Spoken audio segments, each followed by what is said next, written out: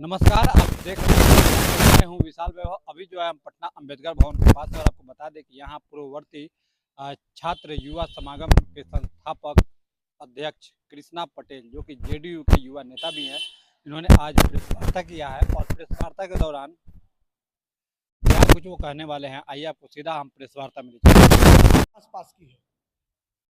अप्रत्याशित उस शिक्षा और साक्षरता दर बढ़ी है और जो साक्षर शिक्षित उच्च शिक्षित साक्षर जो युवा हैं, बेरोजगार, इनकी संख्या भी बढ़ गई, लेकिन बिहार में कोई डोमिसाइल नीति लागू नहीं।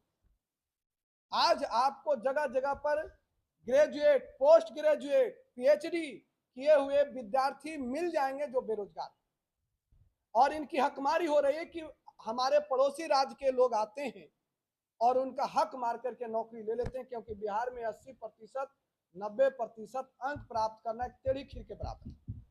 लेकिन अन्य पड़ोसी राज्यों में बहुत आसानी से वो लोग उतना अंक प्राप्त कर लेते हैं, और अंक के आधार पर जहां चयन होता है, आप उलट करके देख लीजिए, पिछली बार जो असिस्टेंट प्रोफेसर की बहाली अभी चल रही है, उसमें आपको वो चीज मिल जाएगा। लोग कहते हैं कि हम युवाओं को, छात्रों को 10 लाख रोजगार दे दिए। आप उस 10 लाख में अब टीचर वाली बहाली में देख लीजिए, तो इन सारी चीजों में आंकड़ा जब निकालिएगा तो मालूम चलेगा कि 80 से 85% लोग बाहरी हैं और 15% बिहारी छात्र युवाओं की उसमें हिस्सेदारी। तो वोट करे बिहारी और नौकरी पाए बाहरी।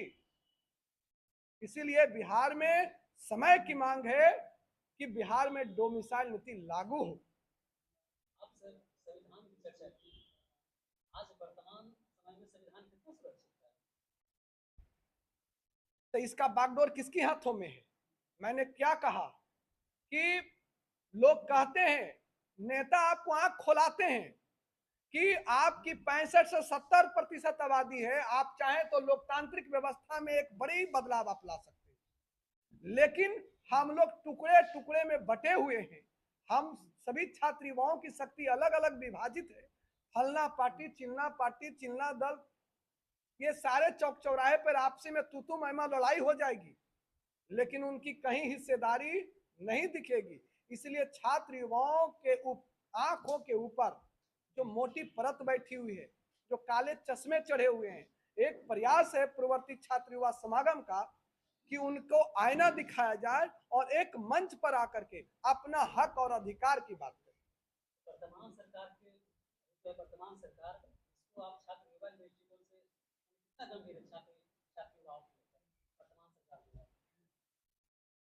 वर्तमान सरकार और जो पिछली सरकार, अरे भैया, जब देश में, पूरे देश में ही छात्र युवाओं की हकमारी हो रही है, तो आप वर्तमान सरकार की क्या बात करते हैं? तो सिस्टम चला हुआ है ना। ये दुर्भाग्यपूर्ण। लेकिन एक बात मैं कहूंगा कि लोक नायक जयप्रकाश ने कहा था कि हम लोगों का जो लड़ाई होगा वो हिंसात्मक नहीं होनी चाहिए, और सारे चीज का नियम और कानून बने हुए हैं।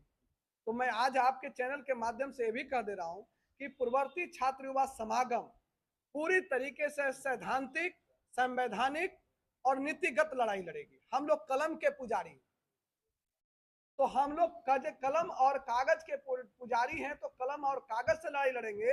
नियम और कानून बना हुआ है। हम विश्वविद्यालय के भाई चांसलर को मारा पीटी करके कानून व्यवस्था नहीं सुधार सकते, वहां का शैक्षणिक व्यवस्था नहीं सुधार सकते, तो उसके लिए कानून बना हुआ, हम आरटीआई से मांगेंगे।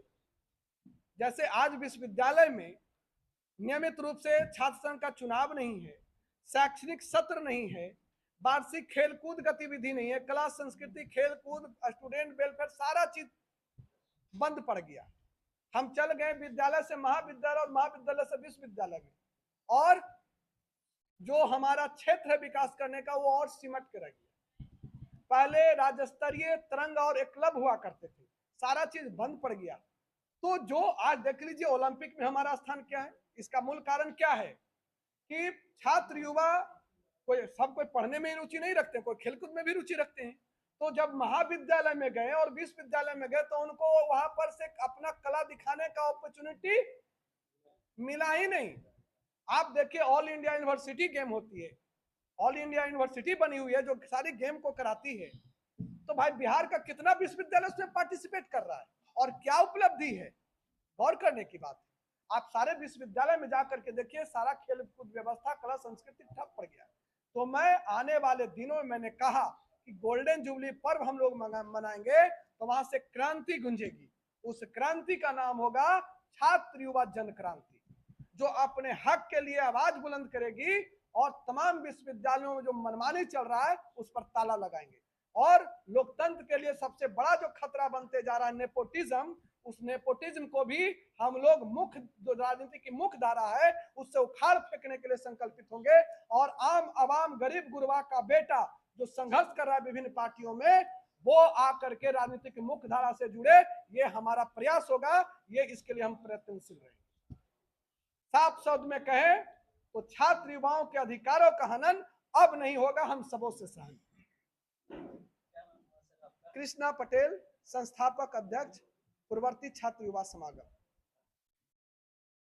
तो जैसा कि आपने सुना अध्यक्ष पटेल को सीधा रूप से जो है कहा कि बिहार में जो डोमिसाइल नीति है उसको लेकर उन्होंने बड़ा बयान दिया है और कहा है कि डोमिसाइल नीति जो है लागू होनी चाहिए, क्योंकि वोट देगा बिहारी तो फिर नौकरी कैसे ले रहा है बाहरी। इसको लेकर बड़ा एक सवाल खड़ा किया है और साथ ही जो है अक्टूबर में ये जो है एक बड़ा कार्यक्रम करने वाले हैं लोक नायक जयप्रकाश नारायण की 122वीं जयंती के अवसर पर। बने रहिए न्यूज़ राहुल कुमार के साथ।